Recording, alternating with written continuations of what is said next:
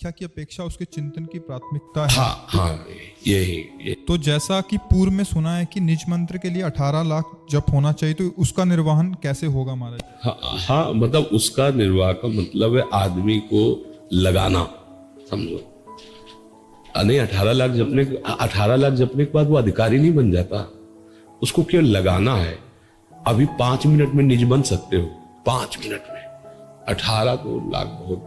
5 minute में अंदर से आर्त भाव से हुआ कि लाडली मैं साधनहीन, आपके गोरे चरणारविंद के सिवा मेरा कोई नहीं, अच्छे से टसक आ गए, आप निज बन गए, निज मंत्र के अधिकारी हो गए। और आप 18 करोड़ जप लीजिए, और आपको हम मना रहे कि मैंने 18 करोड़ जपा है, तो अभी लाडली लायक नहीं बने, क्योंकि इस दरबार में अखिल कोटि ब्रह्मांडों का स्वामी भी दैन्य होकर प्रवेश किया है। वहां श्यामाजू की कृपा को रो ताकता रहता है। श्यामाजू की ये कौन बात जो अबही और या ही रस बस भये, ये और किया और है। ये बहुत मतलब एक अब वो तो मतलब चर्चा नहीं थी, इस बात की चर्चा नहीं है, तो केवल एकांतिक रसिकों का विषय है। तो यहाँ चिंतनीय बात है। श्री जी से जब आप देखो, हम आपको जानते नहीं प्रगट में, लेकिन आप जैसे प्रश्न कर रहे तो परिचय मिल रहा, आप मेरे, आप हमारी श्री जी के हैं, तो आप बन रहे ना निज जन, आपको बताने की थोड़ी जरूरत है, आप निज जन बनते चले जाएं। ऐसे आप जपते रहिए, भजन करते रहिए, श्री जी से अपनापन करते रहिए, तो नेत्र देखते ही पता लग जाता है कि ये अपने जन है। अपने जन जो हमारी लाडली को जितना प्यार करते हो, हमारा उतना ही प्राण प्रिय होगा। और अगर ये हमारा शरीर भी लाडली के विरुद्ध कोई आचरण कर दे तो वो भी निंदनीय और त्याजनीय हो जाएगा। अन्य शरीरों की बात क्या, लाडली के अनुकूल हो जाए तो कोई भी हो। देखो यहाँ के आचार्य जन महापुरुष यहाँ के खगमृग पशु पंछियों की भी वंदना करते हैं। क्यों? क्योंकि लाडली के है ना।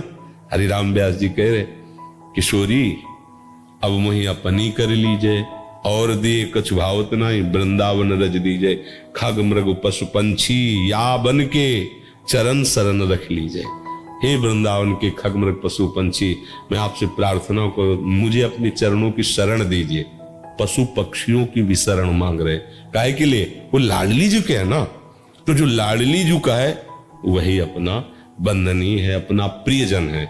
और जो लाडली जी से परिचय नहीं, तो कोई भी हो, चाहे वो भगवान की कोटि का हो, तो भी हमारा परिचय उससे नहीं होगा। तो हम जितना लाडली जी से अपनापन करते जाएंगे, जैसे समझना है कि हम एक नियत संख्या 18 लाख का लक्ष्य बना लिया। अच्छा, हमारा शरीर संबंधी भोगों से वैसे ही प्रीता है, हम ड्यूटी की तरह 18 लाख पूरे कर, तो आप निज नहीं हुए।